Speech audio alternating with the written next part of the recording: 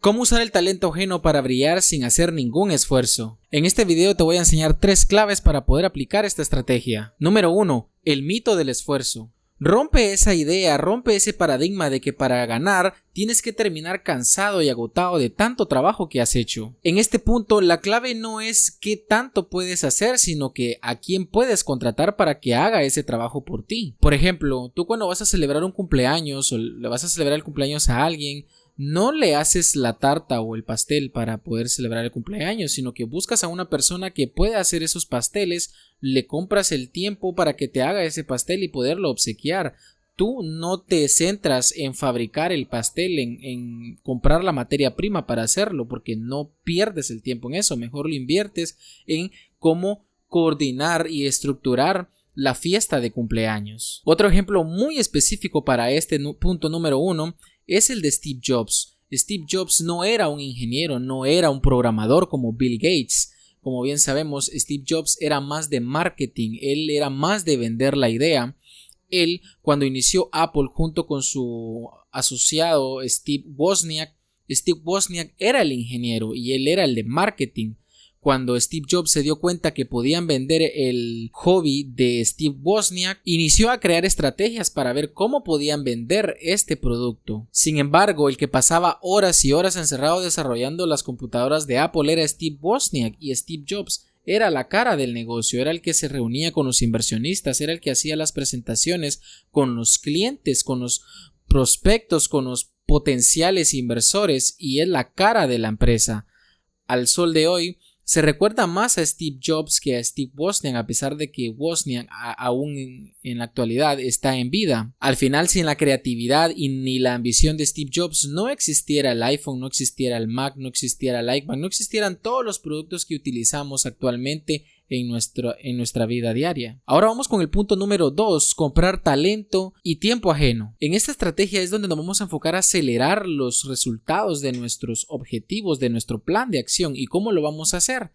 Utilizando el talento ajeno. El libro lo cita: pararse sobre los hombros de los gigantes, porque puedes utilizar información que ya existe para poder ejecutar la tarea que debes de hacer o el emprendimiento que anhelas hacer. Por ejemplo, antes, si tú querías poner una tienda en línea, tenías que ser un programador, un ingeniero para poder desarrollar código y así llevar tu tienda en línea al mercado. Pero ahora existe Shopify. Es una empresa que te vende plantillas ya de tiendas de comercio electrónico por una suscripción mensual. Creo que aproximadamente son $20 mensuales. Entonces, puedes utilizar la experiencia y el conocimiento de esta empresa para poder lanzar tu tienda en línea. Y aquí estás apalancándote con el talento ajeno. Otro ejemplo que se da mucho en la industria de los empresarios es cuando alguien, como un empresario, una figura pública o un político, quiere escribir un libro.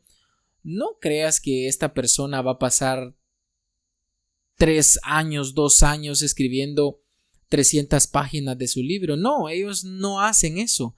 Ellos lo que hacen es contratar a escritores profesionales con años de experiencia, con años de trayectoria, para que puedan escribir su libro. Entonces, estos empresarios contratan el tiempo de estas personas, de estos escritores, y ellos desarrollan su libro. Y al final, estos empresarios o políticos lanzan su libro y se convierte en un bestseller, para que al final las personas que compran el libro digan: ¡ala, qué buen escritor es este empresario! O lo que escribió este político es excelentísimo, estoy de acuerdo con él. Pero estas personas están tan ocupadas que no tienen tiempo de sentarse a escribir un libro. Entonces se apalancan del talento ajeno para poder crear productos y al final llevarse los laureles. Y por último, el número 3, la regla de oro.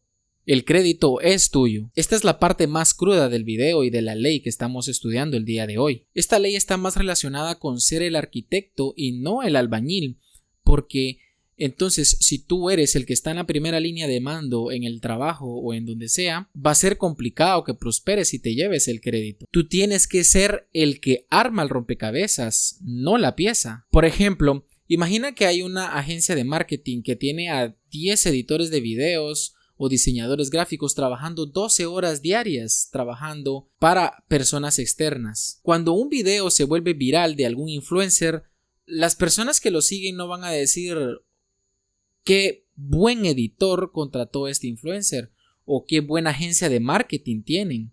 No, las personas y los seguidores de estos influencers van a decir: qué buen video hizo, qué inteligente y creativo es este influencer que yo sigo, me gusta la manera en que edita, por eso es de que se volvió viral.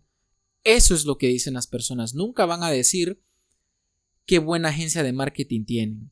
Y esa es la manera en que te puedes llevar el crédito. La clave es apalancarte del esfuerzo ajeno, pero de manera ética. Pero bueno, al final del día el mundo está dividido en dos tipos de personas: los que siguen el libreto de la vida y los directores que escriben el libreto. Y ahora dime, ¿quién eres tú?